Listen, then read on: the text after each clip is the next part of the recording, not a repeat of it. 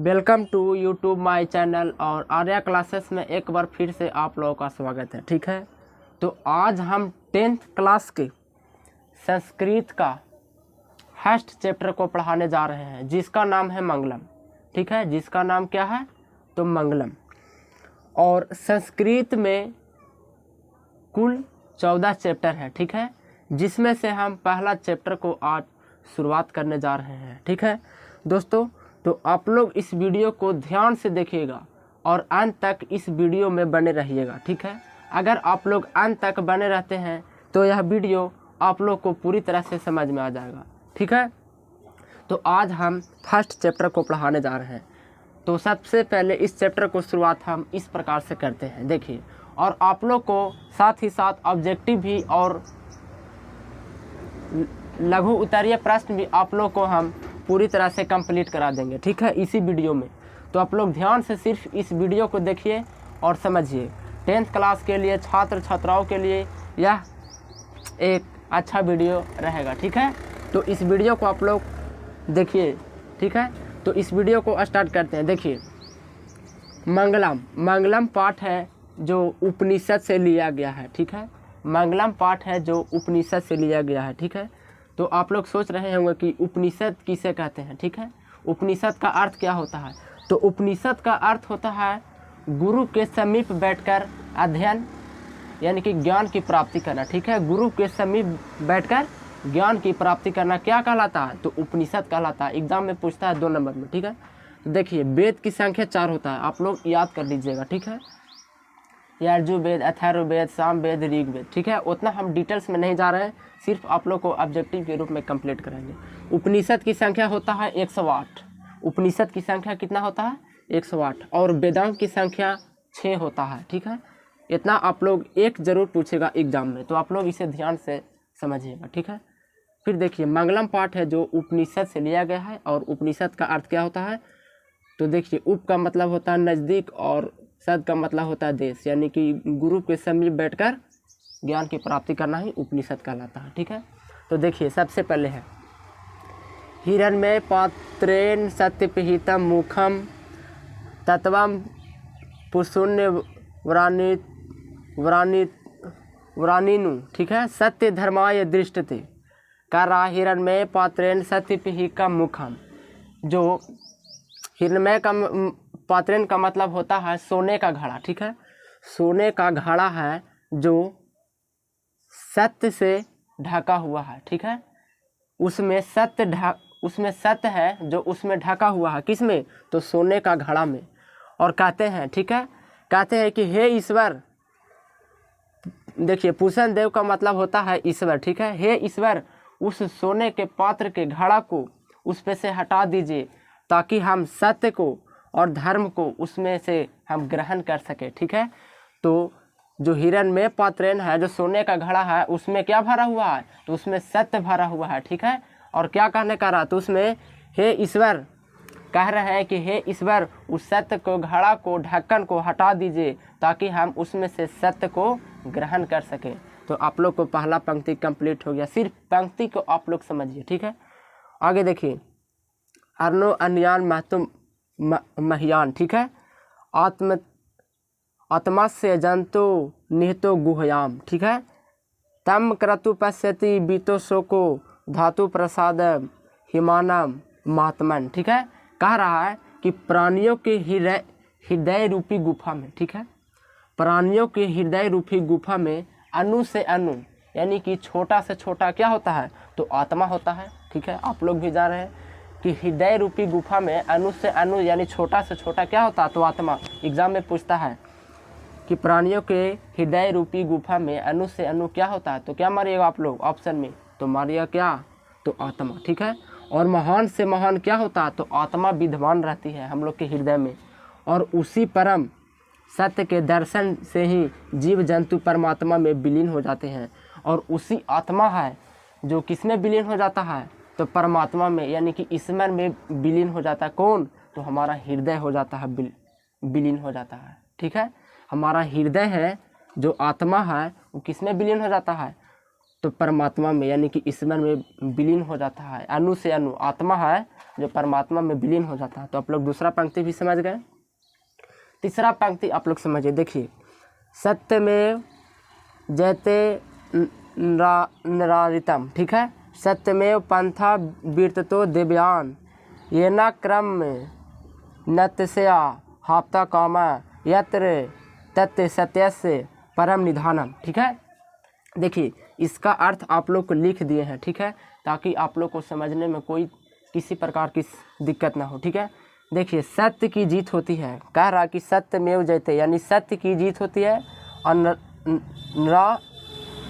नित्यम, ठीक है, यानी कि असत्य की नहीं।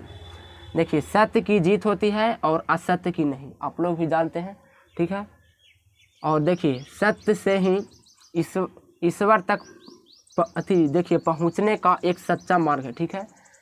सत्य की जीत होती है और असत्य की नहीं, ठीक है। और सत्य से ही ईश्वर को हम पा सकते हैं, ठीक है। असत्य से कभी हम ईश्वर को पा सकते हैं नहीं।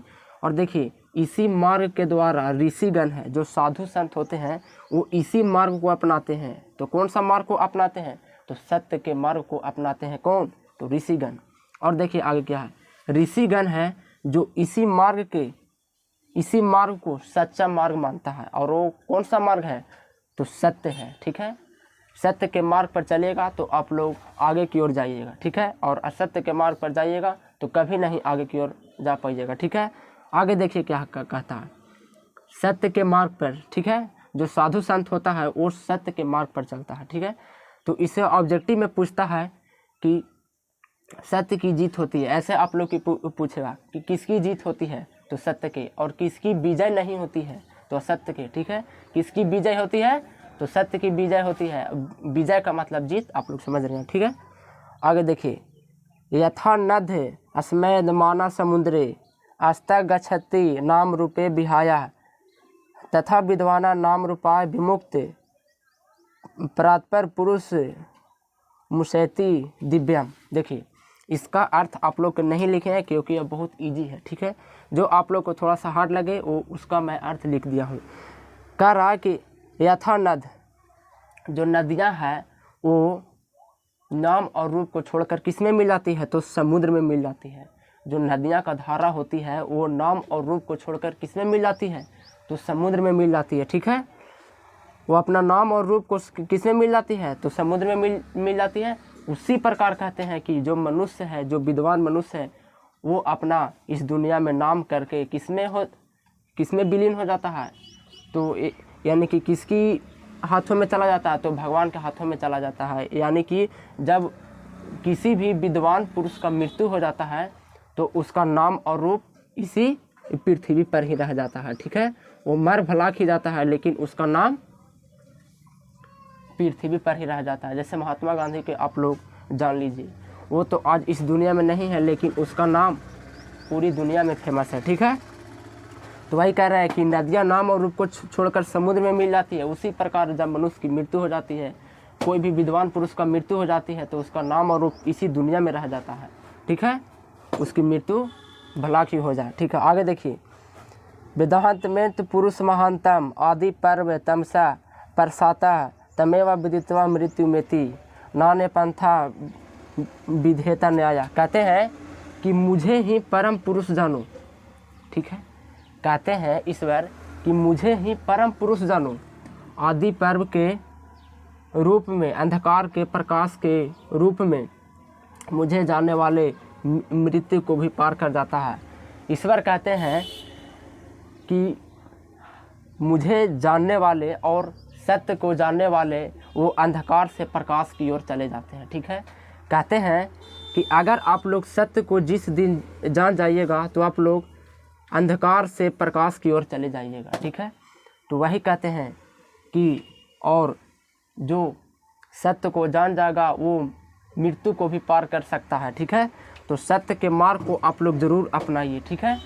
और यही था चैप्टर, और कोई ख़ास चैप्टर इसमें नहीं बताया गया है और यह बहुत ही इजी चैप्टर है, ठीक है। आप लोग इसे अगर एक बार में नहीं समझ में आता है तो इसे दोबारा भी देखकर समझें क्योंकि यह बहुत ही इजी चैप्टर है। तो आप लोग को अर्थ मेरा यह पढ़ाया हुआ पूरी तरह से समझ में आ गया होगा। ठीक है, तो देखिए आप लोग को ऑब्जेक्टिव भी करीब करीब देखिए ऐसे पूछता है ऑब्जेक्टिव के रूप में कि हिरण्मय पात्रेण सत्यपिहितम मुखम तत्वम पुषा ब्रेनो सत्य धर्माय दृष्टते। ये जो पंक्ति है वो कहाँ से लिया गया है, किस उपनिषद से लिया गया है, ऑब्जेक्टिव में रहेगा। तो आप लोग देखिए यहाँ पे है ईशावास्योपनिषद, इसी तरह से देखिए कठोपनिषद है, मुंडकोपनिषद है, ठीक है, बहुत सारा उपनिषद है। देखिए इसमें ये 3-4 उपनिषद का दिया हुआ है, तो इसमें से पूछेगा कि किस उपनिषद से लिया गया है, तो इस ईशावास्योपनिषद। ये पंक्ति आपको बोर्ड में रहेगा 2 लाइन की पंक्ति, ठीक है, इसमें से पूछेगा कि यह किस उपनिषद से लिया गया है, तो आप लोग इसे ज़रूर याद कर लीजिएगा। ठीक है, कि कठो उपनिषद से लिया गया है। और पूछेगा कि मंगलम पाठ में कितने मंत्र हैं, तो मंगलम पाठ में कितने मंत्र हैं, तो 5 गो मंत्र है। ठीक है, और आप लोग से पूछेगा क्वेश्चन में कि मंगलम पाठ से आप क्या समझते हैं, तो आप लोग को लिखना होगा बोर्ड में कि मंगलम पाठ से हम यह समझते हैं कि उसमें सत्य के बारे में बताया गया है और उसमें कहा गया है कि सत्य के मार्ग पर चलने से ही हम ईश्वर को प्राप्त कर सकते हैं। ठीक है, इसी प्रकार से आप लोग को शब्द को बना कर इस टॉपिक पे लिख देना है। ठीक है, 5 से 6 लाइन में आप लोग लिख दीजिएगा, 2 नंबर आ जाएंगे। देखिए सभी संस्कृत में जो प्रश्न आते हैं वो हिंदी में रहते हैं। ठीक है, और इसे हिंदी में ही लिखना पड़ता है, ये नहीं कि हमको संस्कृत में आएगा, नहीं, 16 नंबर का पूछता है वो आप लोग को हिंदी में ही रहेगा। ठीक है, तो यह देखने के लिए